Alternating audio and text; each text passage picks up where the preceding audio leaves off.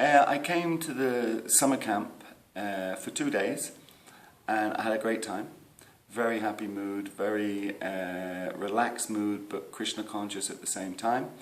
It seemed like everybody was really enjoying the occasion and enjoying the event. Children were happy. You saw all generations there actually, you know, the children were very happy.